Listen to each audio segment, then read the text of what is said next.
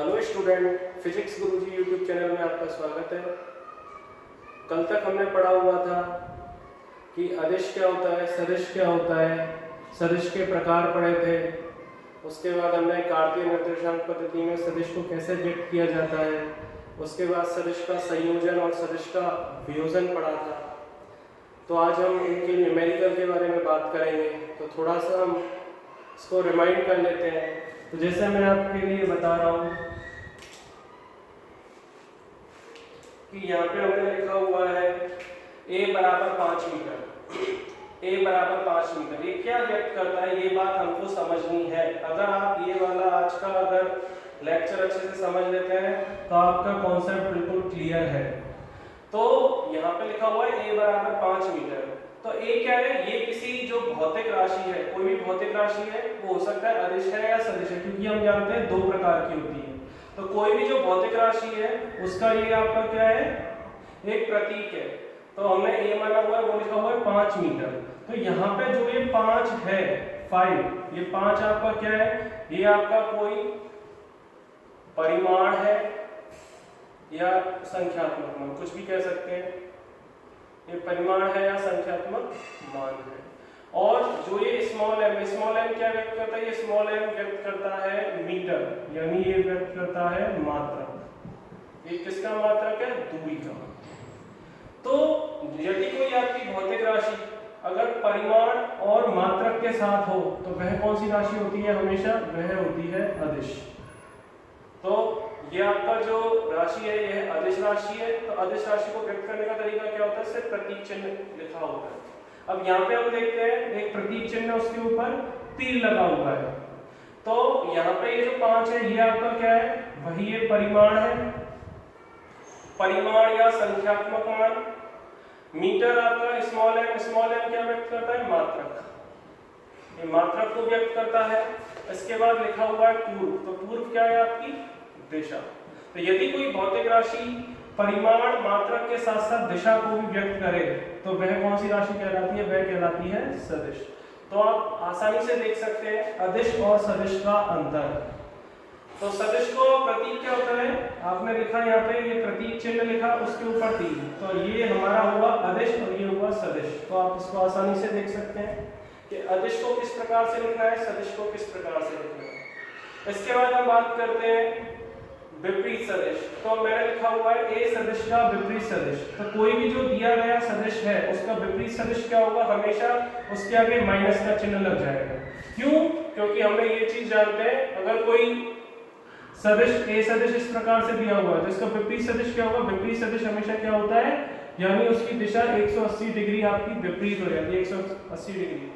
तो इसको हम लिख सकते हैं माइनस a। दूसरी बात, a सदिश का परिमाण, a सदिश का मापांक, तो हम कह सकते हैं मापांक या परिमाण। तो आपको अगर कोई राशि, यानी आपको कोई सदिश राशि दी गई है, ये सदिश राशि है, सदिश राशि का अगर मापांक या परिमाण हमें निकालना होता है तो हम क्या करते हैं, उसको लंबवत दो रेखाओं के मध्य बंद कर देते हैं। इस प्रकार से दिख रहा है। तो हम ये मान के चलते हैं कि आपका ये सदिश का परिमाण है a और आपका जो विपरीत सदिश माइनस a सदिश, तो माइनस a सदिश का जो परिमाण है वह भी आपका क्या होगा, a।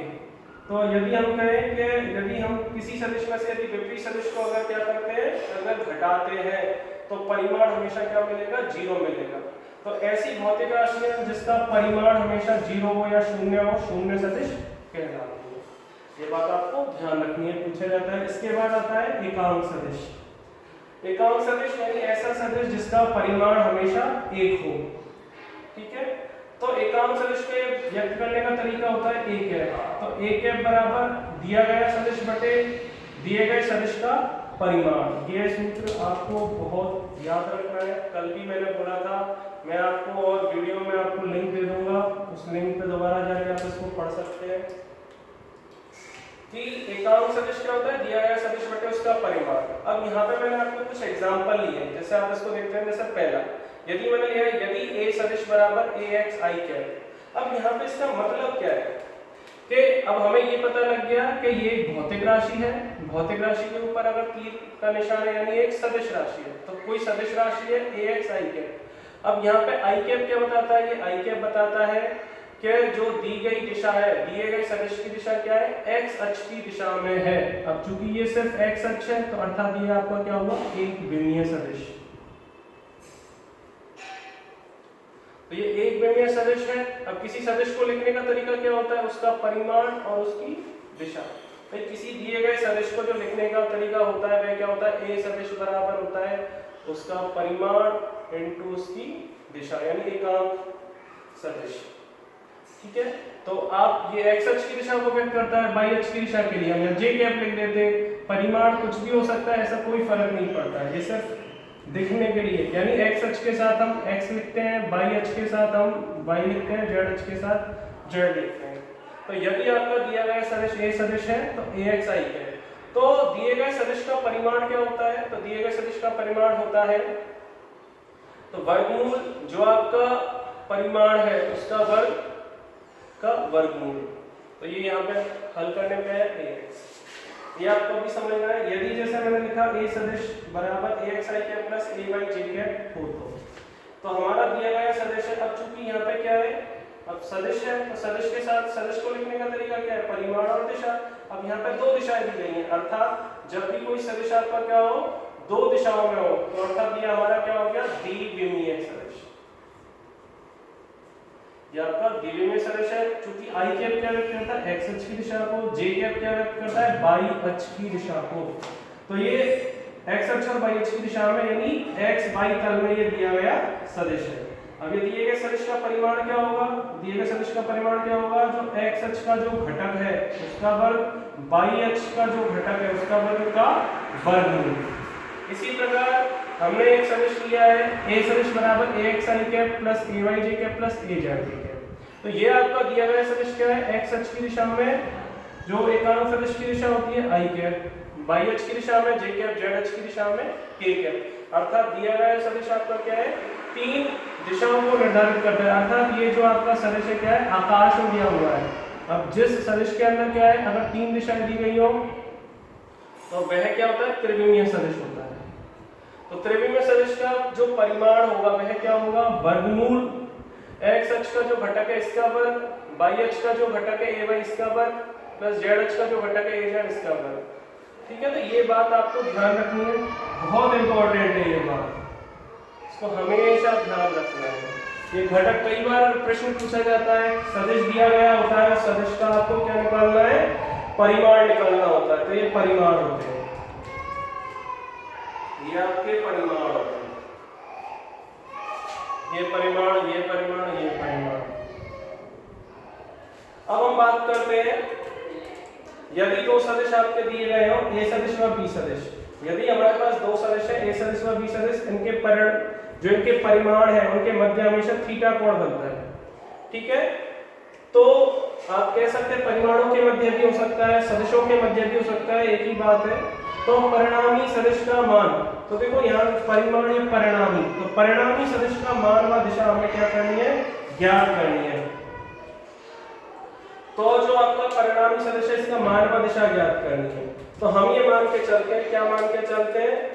क्या जो परिणामी सदिश है, परिणामी सदिश मेरा क्या है? आर सदिश है। यदि परिणामी सदिश आर सदिश है तो हम ये मान के चलेंगे, तो हम ए सदिश का जो परिमाण है, भाई ए सदिश का परिमाण को मैं ए से व्यक्त करता हूँ, बी सदिश के परिमाण को यदि मैं बी से व्यक्त करता हूँ, तथा परिणामी सदिश आर सदिश के परिमाण को मैं आर से व्यक्त करता हूँ।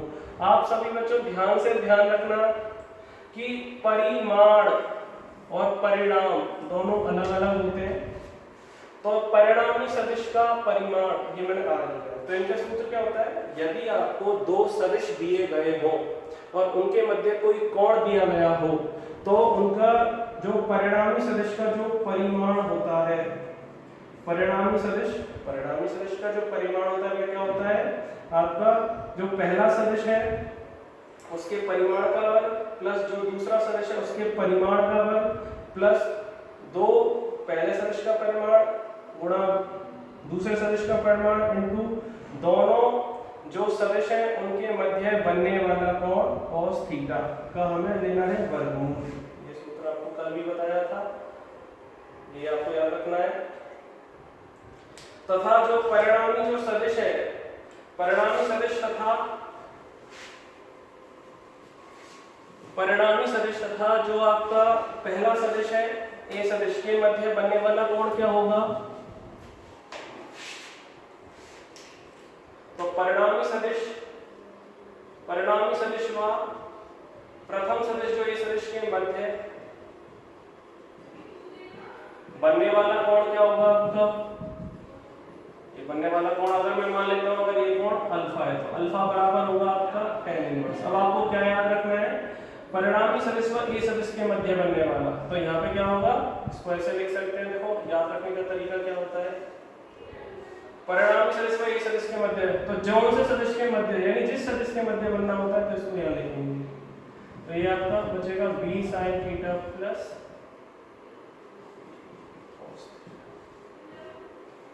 यदि मैं कहता हूं परिणामी सदिश व b सदिश के मध्य बनने वाला कोण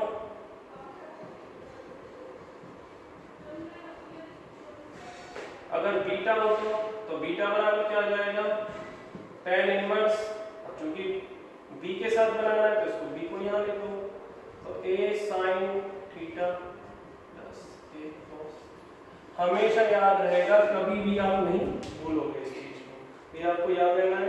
अब सबसे ज्यादा इंपॉर्टेंट इसकी तीन परिस्थितियां होती हैं, जो तीन आपको मैंने बताया था। तीन स्थितियां इसकी क्या क्या होती हैं, सीधा सीधा आपको याद रखना है। कि यदि आपके दो सदिश या ना अगर ए सदिश व बी सदिश, यदि दोनों सदिश आपके क्या हो? समांतर हो। यदि दोनों सदिश आपके क्या हो? समांतर हो। तो समांतर हो ये शब्द आपको ध्यान रखना, समांतर होता है तो क्या होता है? दोनों सदिशों के मध्य बनने वाला कोण हमेशा 0 डिग्री होता है। तो परिणामी सदिश का परिमाण क्या होता है? r बराबर, तो परिणामी सदिश का परिमाण क्या होता है? a सदिश का परिमाण प्लस b सदिश का परिमाण। ये हमेशा क्या होता है? अधिकतम होता है। और इनके मध्य जो बनने वाला कोण होता है वह हमेशा क्या होता है? 0। क्या आप इस तरह से लिख सकते हैं। दूसरा आपका क्या होता है? यदि आपके दोनों सदिश, यदि a व b सदिश आपके क्या हो? लंबवत हो। यदि दो सदिश आपके क्या है? लंबवत हो। तो लंबवत हो तो हमेशा क्या होगा? थीटा बराबर 90 डिग्री। तो लंबवत हो तो आपका क्या होगा? कि परिणामी सदिश का परिमाण होगा वह क्या होगा? पहले सदिश के परिमाण का वर्ग प्लस दूसरे सदिश के परिमाण का वर्ग का वर्गमूल, और इनके मध्य जो बनने वाला कोण होगा, तो ये बनने वाला कोण क्या होता है आपका? परिणामी सदिश और प्रथम सदिश के मध्य बनने वाला कोण। ये ध्यान रखना, अल्फा जो मैं लिख रहा हूं परिणामी सदिश और प्रथम सदिश के मध्य बनने वाला कोण। तो अल्फा बराबर क्या हो जाएगा? tan इनवर्स b अपॉन, तीसरा क्या है आपका? जब a सदिश व b सदिश क्या हो? परस्पर विपरीत या प्रति समांतर। विपरीत या प्रति समांतर हो तो थीटा बराबर क्या होगा? 180 डिग्री। तो यहाँ पे जो परिणामी सदिश का परिमाण होगा वह क्या होगा? प्रथम सदिश का परिमाण माइनस b सदिश का परिमाण, ये आपका मिनिमम होगा।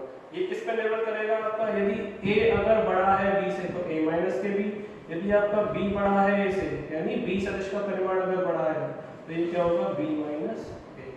और इनकी जो दिशा आपकी होगी वह आपकी क्या होगी? इस पर ही निर्भर करेगी। तो ये आपको सारा का सारा आपको याद रहना चाहिए। ये आज का जो अभी वीडियो बना रहा हूँ, ये वीडियो आपका न्यूमेरिकल पर्पज के लिए है। इसका थ्योरी के लिए आप पुराने वीडियो आप देख सकते हैं, उनका लिंक मैं डिस्क्रिप्शन में डाल दूंगा।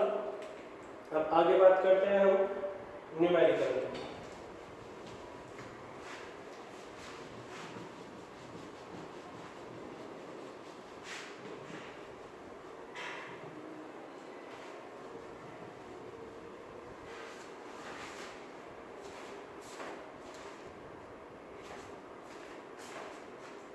अब हम बात करते हैं सबसे पहले जो सबसे इंपॉर्टेंट न्यूमेरिकल होता है, बहुत ज्यादा पूछा जाता है जो न्यूमेरिकल है। मैंने कहा मेरे पास एक सदिश है ए सदिश। ए सदिश मैंने लिखा है आपका 3i के प्लस 4j के। मेरे पास एक सदिश दिया गया है, आपको न्यूमेरिकल सबसे पहले ध्यान से देखना है, सुनना है, तभी न्यूमेरिकल आपके हल हो सकते हैं। तो एक सदिश दिया गया है आपका 3i के प्लस 4j के। तो मुझे क्या करना है, वो कह रहा है आप एकांक सदिश का मान ज्ञात कीजिए। तो हम क्या जानते हैं, हम ये जानते हैं एकांक सदिश क्या होता है। एकांक सदिश होता है दिया गया सदिश बटे दिए गए सदिश का परिमाण। हमेशा जब भी आपको न्यूमेरिकल है, सबसे पहले हमें ये जानना होता है, फर्स्ट स्टेप हमें निकालना क्या है। दूसरा स्टेप क्या होता है, जो चीज हमें निकालनी है उसका सूत्र क्या है। तो अब सूत्र के अनुसार ही हम क्या करेंगे, आगे की क्रियाविधि अपनाते हैं। ऐसा नहीं है कुछ भी दिया है निकाल लेंगे। आपको सबसे पहले निकालना क्या है ये आपके माइंड में होना चाहिए। उसके बाद उसमें कौन सा सूत्र लग सकता है वह सूत्र का हम इस्तेमाल करेंगे। अब यहाँ पे हम क्या करेंगे, ये सूत्र लगता है। अब हम जानते हैं कि दिया गया जो आपका सदिश है वह आपका क्या है, द्विविमीय सदिश है, ax प्लस ay j। तो ये जो दिया गया सदिश है आपका द्विविमीय सदिश है। तो यहाँ पे हम क्या करेंगे, दिए गए सदिश की स्टैंडर्ड जो आपकी इक्वेशन, स्टैंडर्ड जो सूत्र उससे तुलना करने पे आपका क्या हो जाएगा, ax बराबर 3, ay बराबर आपका क्या आया 4। तो यहाँ से क्या हुआ, तो a सदिश का परिमाण क्या हो जाएगा आपका, क्यों, क्योंकि हमें दिया गया सदिश दिया गया है। उसके बाद आपको इसका परिमाण निकालना है, तो वह क्या हो जाएगा 3 का वर्ग, यानी x अक्ष की दिशा में जो घटक है इसका वर्ग प्लस y अक्ष की दिशा में जो घटक है इसका वर्ग, अर्थात ये क्या हो जाएगा √9 प्लस 16 बराबर √25। अर्थात a सदिश का परिमाण आपका क्या हुआ प्लस माइनस 25। अब यहाँ पे आपको सबसे ज्यादा क्या ध्यान देना है, ये चीज आपको ध्यान रखने वाली बात है कि जो a सदिश का परिमाण है इसका मतलब होता है आपका जो परिमाण है वह धनात्मक होगा। तो इसलिए हम क्या करेंगे, इसका ऋणात्मक कभी लगाते नहीं। हमेशा ध्यान रखना a सदिश का परिमाण या जो मापांक होगा वह आपका क्या होगा धनात्मक संख्या होगी। तो आपको ये चीज आपको हमेशा ध्यान रखना। तो अब यहाँ पे क्या करेंगे, अब आपको सूत्र दिया हुआ है, उस सूत्र में क्या है हमारे पास सदिश दिया गया है, उसका परिमाण आ गया है। अतः एकांक सदिश का मान क्या होगा, अतः एकांक सदिश होगा आपको a सदिश यानी 3i प्लस 4j बटे आपका क्या हो जाएगा 5। अर्थात हम इसको लिख सकते हैं a बराबर क्या होगा 3 बटे 5 i प्लस 4 बटे 5 j। तो ये इसका क्या होगा आंसर, आपको ध्यान रखना है। अर्थात यहाँ से क्या हो, एकांक सदिश का मतलब क्या है, x अक्ष की दिशा में जो घटक है 3/5 है, j अक्ष की यानी y अक्ष की दिशा में जो घटक है 4/5 है। तो इस प्रकार ये एकांक सदिश को हल कर सकते हैं। तो दूसरा सवाल देखते हैं फटाफट, आपको समझ आ गया होगा, आप अच्छे से इसको सुने ध्यान से।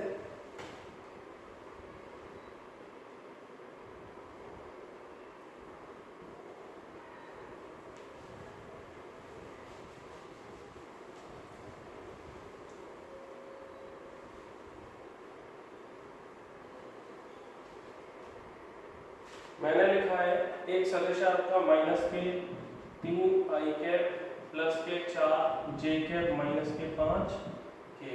अब आपको क्या करना है, एक दिया गया सदिश है, इसका मुझे क्या निकालना है, एकांक सदिश निकालना है। एक सदिश दिया गया है, इसका एकांक सदिश निकालना है। तो हम क्या जानते हैं एकांक सदिश क्या होता है, दिया गया सदिश बटे दिए गए सदिश का परिमाण। अब चूंकि हम यहाँ देखते हैं जो दिया गया सदिश है इसके अंदर क्या है आपका 3 दिशाएं दे रखी है। x अक्ष की दिशा में घटक यानी x अक्ष की दिशा i क्या बताता है, x अक्ष की दिशा, और ये जो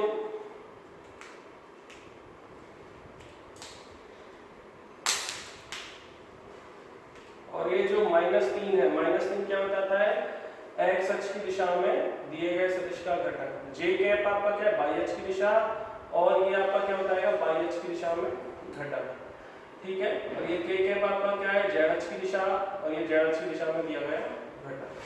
तो यहाँ पे हम लेंगे त्रिविमीय सदिश आपका क्या हो जाएगा यहाँ से, तो a सदिश बराबर तो az दिया गया सदिश axi plus ayj plus az, ये आपका स्टैंडर्ड समीकरण है। यहाँ से ax बराबर क्या लिखेंगे, ax बराबर, अब यहाँ पे हम क्या करते हैं हमेशा स्टैंडर्ड जो समीकरण होती है उसकी दिए गए समीकरण से तुलना करते हैं। तो चूंकि ये x यहाँ पे धनात्मक है तो x बराबर यहाँ पे हो जाएगा -3, ay बराबर हो जाएगा 4, az बराबर हो जाएगा -। ये आपको ध्यान रखना है स्पेशली माइनस वाले केसों में, ठीक है, अब हम क्या करेंगे, सदिश का परिमाण निकालेंगे। तो सदिश का परिमाण आपका क्या हो जाएगा, तो सदिश का परिमाण क्या होगा, x अक्ष की दिशा में जो घटक है इसका वर्ग, y अक्ष की दिशा में जो घटक है इसका वर्ग, प्लस z अक्ष की दिशा में इसका घटक है इसका वर्ग का वर्गमूल। तो रख देते हैं इन मानों को, तो -3 का होल स्क्वायर प्लस 4 का होल स्क्वायर प्लस -5 का होल स्क्वायर। तो ये हम करते हैं इसको हल, ये 9 + 16 + 25, तो ये क्या हुआ आपका 25 और 25 50, तो वर्गमूल 50। तो वर्गमूल 50 को कैसे खोला जा सकता है, 25 × 2। तो यहाँ पे क्या होगा वर्गमूल, तो वर्गमूल 25 × वर्गमूल 2, ये आप जानते होंगे, तो 5√2, अर्थात ए सदिश का जो मापांक आया गया है 5√2। अतः एकांक सदिश क्या होगा आपका, दिया गया सदिश क्या है, -3i प्लस के 4j माइनस के 5k बटे आपका क्या हो जाएगा 5√2। तो आप इस प्रकार भी इसको लिख सकते हैं, और ये आपका क्या होगा, जो दिया गया सदिश है उसका एकांक सदिश। इस प्रकार ये सवाल सारे हल होते हैं। बहुत ही इंपॉर्टेंट सवाल है, कहीं ना कहीं आपको मिलता है जरूर, चाहे आप 11वीं वाले बच्चे हो, चाहे 12वीं वाले, चाहे कंपटीशन वाले। एकांक सदिश का बहुत अपना रोल होता है, इस प्रकार ये हम हल कर सकते हैं। अब आगे हम बात करते हैं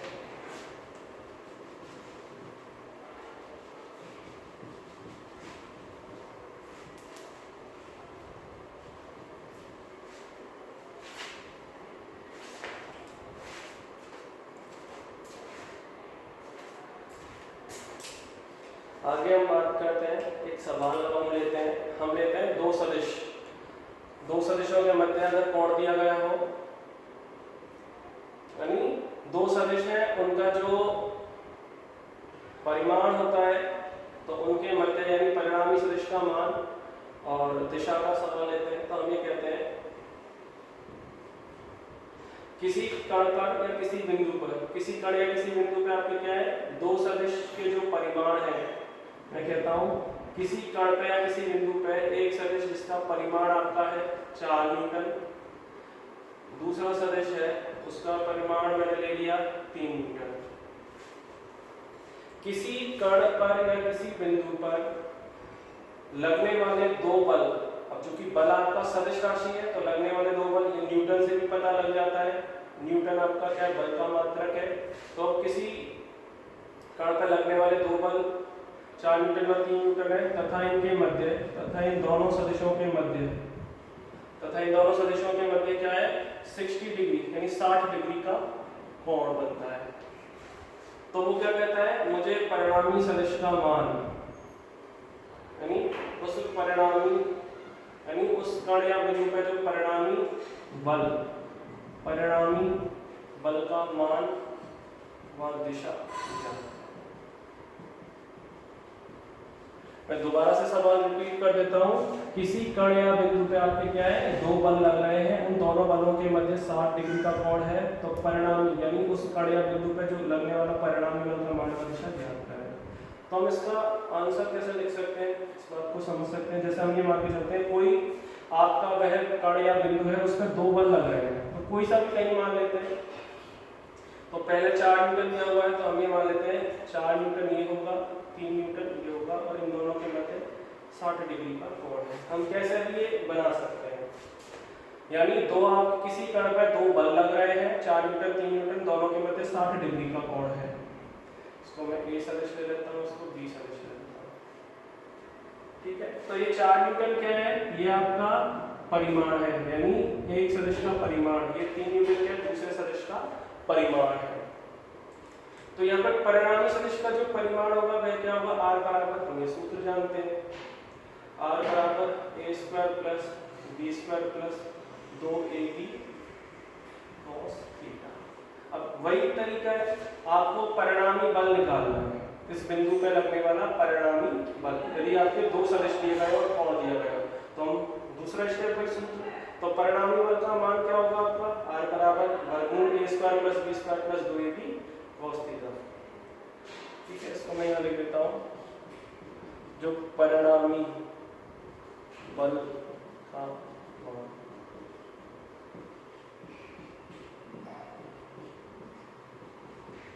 कण पर लगने वाला परिणामी बल होगा। तो यहाँ से क्या है, a बराबर हो गया 4, b बराबर हो गया 3 और थीटा बराबर हो गया 60 डिग्री। इनको रखते हैं तो r बराबर रखते हैं 4 का होल स्क्वायर प्लस 3 का whole square plus 2 into 4 into 3 into cos 60 degree.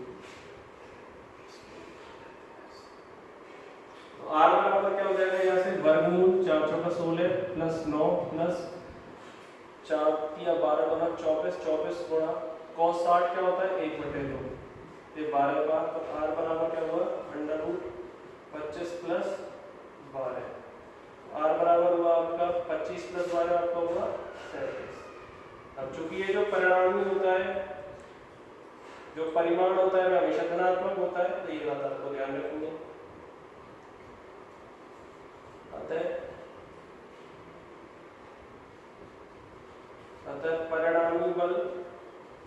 अतः परिणामी बल का मान क्या होगा, वर्गमूल 37। वर्गमूल 37 हमेशा ध्यान रखना मात्रा का, वर्गमूल 37 न्यूटन होगा। ठीक है, अब हम बात करते हैं दिशा की। इसकी दिशा क्या होगी, तो जो परिणामी बल की दिशा क्या होगी, तो परिणामी बल की दिशा के लिए हम सूत्र जानते हैं।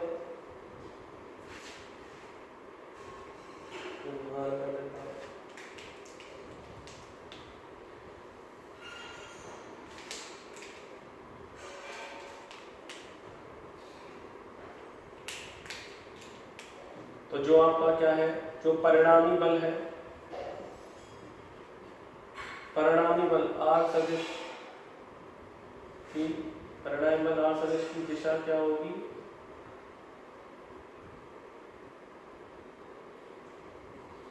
a सदिश के साथ। अगर हम a सदिश के साथ मान के चले तो मान के चले अल्फा लेते हैं पहले सदिश के, तो tan इनवर्स वही b sin थीटा बटे a plus b cos theta. ये आपको ध्यान रखना है, आपको सारे मान पता ही है। तो अल्फा बराबर tan इनवर्स b की जगह b का मान आ जाएगा 3 sin 60 degree 60 degree plus 4 plus 3 cos 60 degree. हम इसको हल करेंगे। tan इनवर्स आपको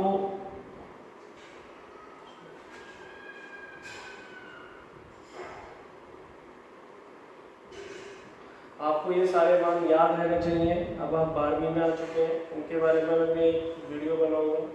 साइन 60 डिग्री कितना होता है, अंडर रूट 3/2, तो 3 इंटू अंडर रूट 3/2 बटे 4 प्लस 3 इंटू कॉस 60 होता है आपका 1/2। तो अल्फा बराबर क्या हो गया, tan इनवर्स 3 अंडर रूट 3/2 और ये आपका 3/2, तो 8 के 11/2, तो 2 से 2 कट गया। अल्फा बराबर हुआ tan इनवर्स 3 अंडर रूट 3/11। तो इस तरह से ये क्या हो गया आपका परिणामी बल का। अतः इस बिंदु पर, यानी जो आपका बिंदु है जिस पर दोनों बल लग रहे हैं, तो इस बिंदु पर आपका जो परिणामी बल का मान है वह अंडर रूट 37 न्यूटन होगा, तथा परिणामी बल की दिशा क्या होगी, tan इनवर्स 3 अंडर रूट 3/11। इस प्रकार से आप इसके उत्तर निकाल सकते हैं।